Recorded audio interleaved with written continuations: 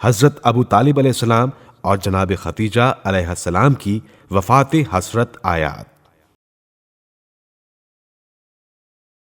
ابھی جناب سیدہ کی عمر 5 سال ہی تھی کہ ان کی شفیق ماں مرض الموت میں مبتلا ہو گئی۔ چھوٹی عمر، ننھی سی جان، جتنی تیمارداری کر سکتی تھیں کی، ہر وقت بیمار ماں کے پاس بیٹھی رہتی۔ اگر ذرا سی اچھی حالت میں پاتی تو چہرہ حشاش بشاش ہو جاتا، ورنہ خزاں رسیدہ پھول کی طرح کملائی رہتی۔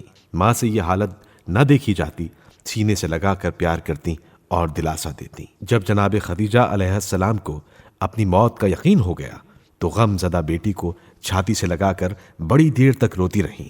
حضرت سیدہ کی عمر ابھی یہ سمجھنے کی نہ تھی کہ ماں کے اس وقت رونے کا سبب کیا ہے۔ پوچھا، اماں جان، کیا آج آپ کو کوئی خاص تکلیف ہے جو اس طرح آپ مجھے سینے سے لگا کر رو رہی ہیں؟ انہوں نے فرمایا، بیٹی، اب وہ وقت قریب آ گیا ہے کہ یہ حسرت نصیب ماں ہمیشہ کے لیے تم سے جدا ہو جائے۔ میں نے تمہاری بہار نہ دیکھی۔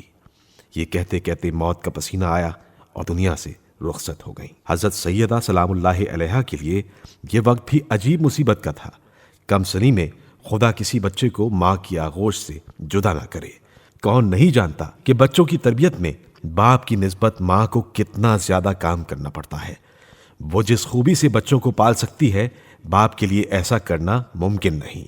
حضرت فاطمہ سلام اللہ علیہا کی ایک اہم مشکل یہ بھی تھی کہ وہ اپنی والدہ سے ایسے وقت میں جدا ہوئی تھیں جبکہ شفیق باپ ہر وقت مصائب و مشکلات میں گرفتار تھے اور قریش کے مظالم سے ایک آن بھی سکھ کا سانس نہیں لے سکتے تھے۔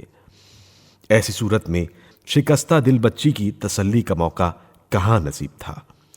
حضرت خدیجہ علیہ السلام سے جناب سیدہ علیہ السلام کی نہ صرف راحت وابستہ تھی بلکہ حضرت رسول خدا صلی اللہ علیہ وآلہ وسلم کو بھی ان سے بڑی ڈھارس تھی۔ وہ آپ صلی اللہ علیہ وآلہ وسلم کی سچی رفیق، غم گسار اور سچی ہمدرد تھیں۔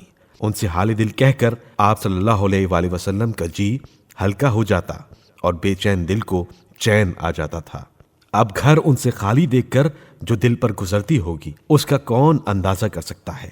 کفار کی بدسلوکیاں سہ کر جب حضرت صلی اللہ علیہ وآلہ وسلم غمگین حالت میں گھر تشریف لاتے تو یہاں ایک کم سن بچی کے سوا اور تھا کون جس کو اپنی درد بھری داستان سنا کر گھڑی دو گھڑی کو غم بانٹ لیتے۔ ادھر رسول خدا صلی اللہ علیہ وآلہ وسلم کا تو یہ عالم اور ادھر جناب سیدہ علیہ السلام کا یہ حال کہ دن رات ماں کی یاد میں رویا کرتی۔ گھر کا ایک گوشہ تھا اور خدیجہ کی وہ ننھی سی سوگوار۔ خاندان کی عورتیں ہر چند تسلی دیتی مگر سیدہ کے دل کو قرار کہاں۔ جب تک حضرت صلی اللہ علیہ وآلہ وسلم گھر میں رہتے چہرے پر ذرا رونق رہتی۔ ادھر دروازے سے آپ صلی اللہ علیہ وآلہ وسلم کا قدم نکلا، فاطمہ پر افسردگی چھائی۔